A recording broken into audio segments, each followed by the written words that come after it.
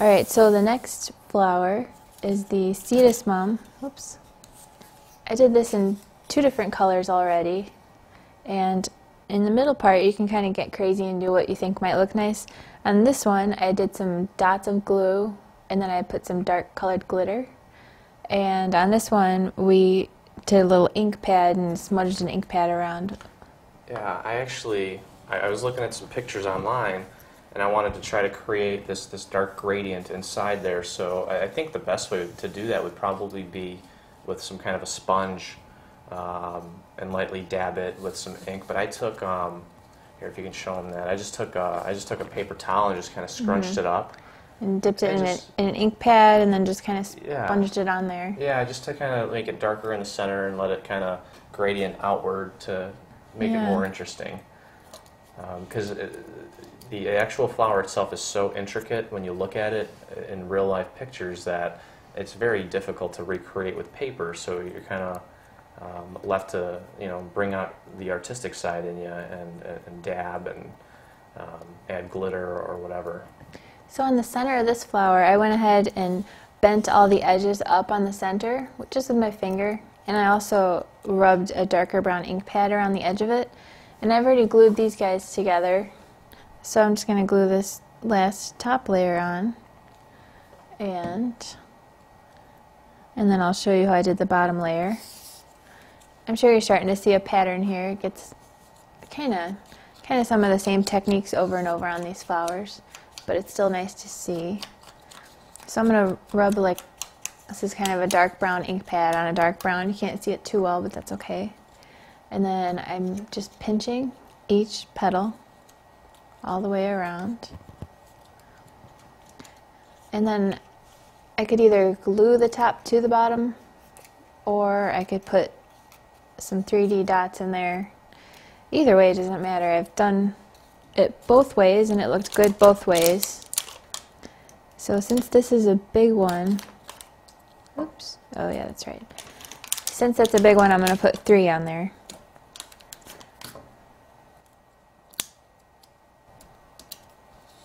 Like so. And then make sure that it's offset. So that's it. You know, instead of gluing that top layer, I could have put a pop dot in the center, and then you would have seen more of a shadow in there to give it some more dimension, but that's okay. It looks good. Except for the leaves. Now this kitty, all these flowers, you can go without the leaves or with the leaves. I am adding leaves, but it depends on your project. Maybe you don't want leaves on there and they're still going to look great. And there's no right or wrong way to put the leaves on, or you could do 1, 2, or 3, or none. So that is cool. Looks awesome. Yeah. Alright, so our next flower is this nice one. It is a Dublin Mum, and I've done it up in red with a yellow center. So I've already gone ahead and done the 2 bottom layers here. And for this top layer, I'm just going to pinch each petal again. And I have already rubbed a brown ink pad around the edges of each layer. I know that flower looks, or is supposed to be fall-y, but with the colors that you've chosen for that one, it really brings out more of a Christmas feel too. So yeah, true. I'm sure that if you were, to create some kind of gift for somebody, if you just used, different colors for certain flowers, they wouldn't even tell the difference. I mean, who honestly knows, that much about flowers to be able to say, well, it's usually not in season at this time. Oh yeah. Well, you'd be surprised. I think my mom would know, but but yeah, obviously the person would totally appreciate such a pretty gift. Yeah, you just take that color and just make it a little more orangey. It totally screams fall. Yeah. Or for the Halloween lovers out there, we don't have any black flowers, but you could probably get a little creepy and cut some of this stuff out in black and purple, and who knows. True. Yeah. Oops. I'm always thinking Halloween. Yep. All right. Also on these centers, I rubbed a dark brown ink pad around the edge, and it's a really subtle touch, but it does look really cool. So And I've got my leaves here too, which they're just the same chrysanthemum leaves. I just bent them and can glue those to the back. Alright, so our next chrysanthemum is the lollipop chrysanthemum. And this one's pretty intricate, but not too hard to put together. So this one I already did out of a nice rose pink, and then I've got this one out of red here. So I already went ahead and did the top layer. As you can see, it is a little cone shape, and I glued that together meticulously there. And then I'll show you how I did that. And this is where the clear dry glue really helps, because it is so meticulous. It's really hard to make sure that you don't get too much glue on there, but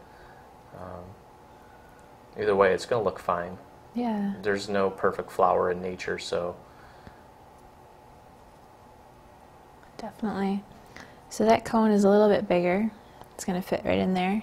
And I already did this nice one here. So I've got one more cone-shaped one to do. Just a little line of glue.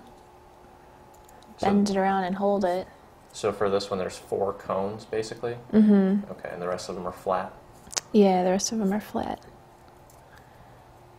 So I made the cone shape and then I kind of push it on the table to make it not so pointy on the bottom.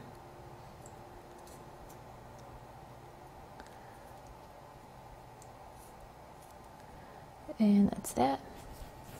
So now let's start at the bottom of this. And I'm just going to glue them all together. I've already taken my stylus and gone like this around the edges so that they all curve upwards. And I've also already rubbed a dark brown ink pad around the edges. And with the pink one that you made, you almost put pop dots on every layer. I did. It was too much. Yeah, with this one we'll maybe not do as many and see how that one turns out. Yeah. But I wouldn't say too much. It just makes it look a little different, which is fun. True. I went a little pop dot crazy, and it still looks cool, but it's almost too cone shaped. I don't know. I'm being too critical because actually it does look super cool.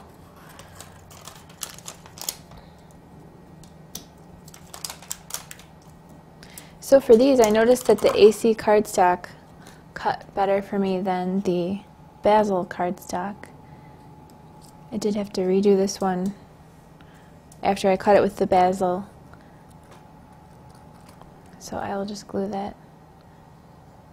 Try not to go pop dot crazy here. So advice to them would be to make sure that their blades are clean. And pressure at what would you say, depending on the paper? I have it at the highest pressure for this cardstock, and I had it on 4 and I turned it up to 5, and that worked better for me.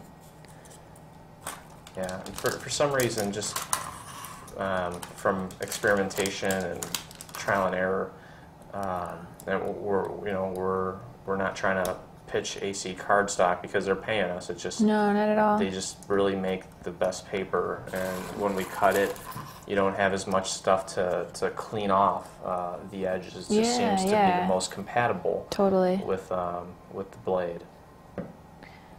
And we get that at Michael's then? Yeah, we do. It's not at every Michael's. There's we have 2 Michael's within pretty good distance of us, and it's at one and not at the other.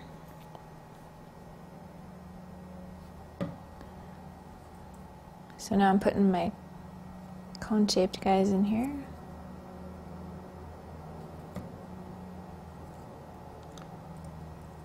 And sometimes it helps to use the stylus to kind of push it in place, to center it.